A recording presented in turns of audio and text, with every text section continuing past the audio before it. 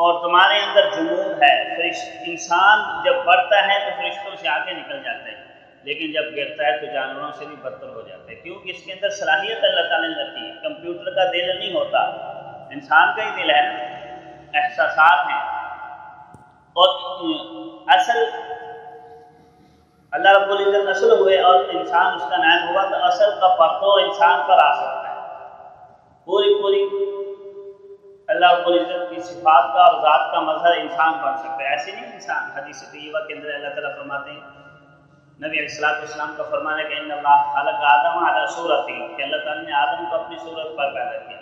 تو اس کا مطلب یہ کہ اپنی صفات کا ظہور اس کے اوپر فرمایا.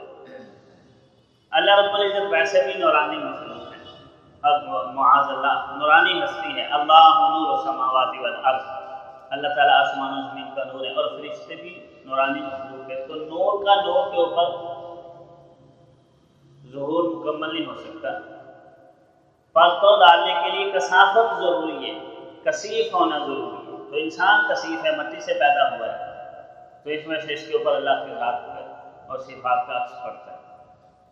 تو یہ اللہ تعالیٰ نے عمدن مشاہدہ کروا دیا کہ تمہارے اندر وہ صلاحیت نہیں ہے، وہ استعداد نہیں ہے، وہ لیاقت نہیں ہے جو انسان کے اندر اللہ رب العزت نے رکھی ہے. تو فرشتوں نے کہا ہم تو وہی جانتے ہیں جو آپ نے ہمیں سکھا دیا، اس سے آگے نہیں جانتے. انک انت العلیم الحکیم، بے شک آپ ہی اصل علم والے اور اصل حکمت والے. تو اللہ رب العزت کے لامحدود علم کے سامنے فرشتوں کا علم بھی بہت کم، اس کی حکمتوں کا احاطہ فرشتے بھی نہیں کر سکتے. تو کہاں فرشتے اپنی بے بسی کا اظہار کر رہے ہیں اور اللہ رب العزت کی صفات کاملہ کا اقرار کر رہے ہیں. کہاں انسان ہے کہ ان فرشتوں کے ہی دیوی دیوتا کا روپ دے دیتے، نہیں دینا چاہیے.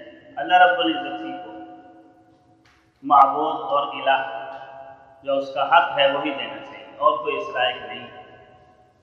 تو فرشتوں نے بتا دیا آپ ہی علیم و حکیم ہیں، آپ کو پتہ ہے کہ اس کے اندر کیا صلاحیت ہے، اور آپ حکمت والے ہیں. اپنی حکمت سے جس کو جو چاہتے ہیں تقسیم کرتے ہیں. آدم کو علم دیا، ہمیں بھی ہماری لحاظ سے علم دیا. آدم کو منصب نیابت دے دی، ہمیں جو ہمارا منصب تھا وہ دے دیا.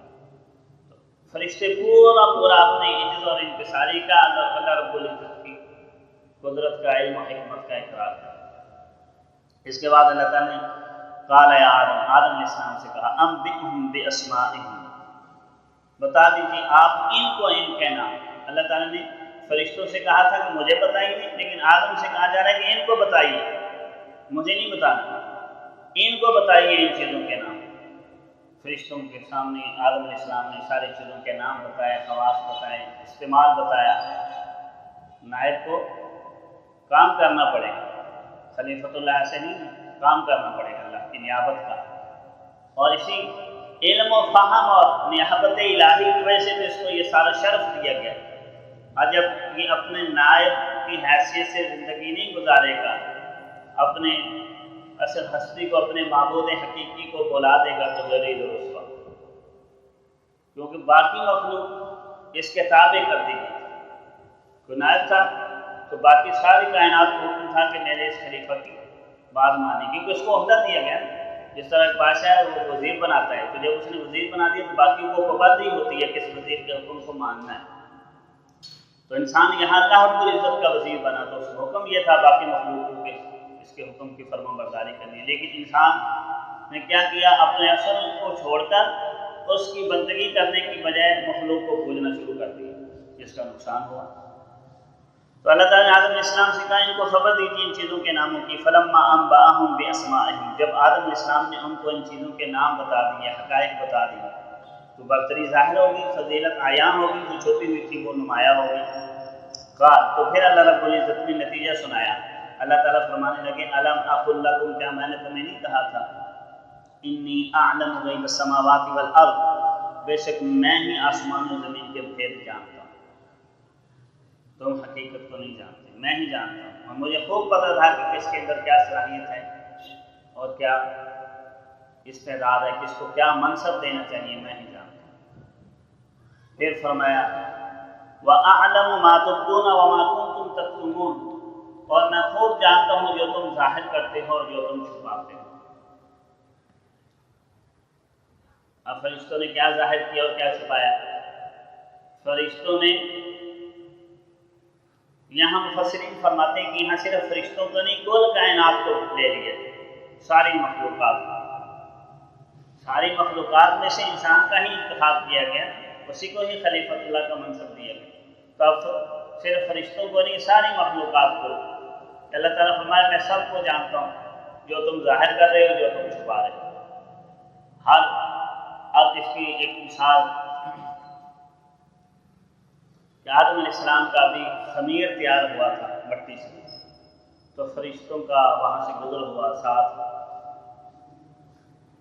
ابلیس کا بھی ذکر ہو، وہاں سے گزر ہوا۔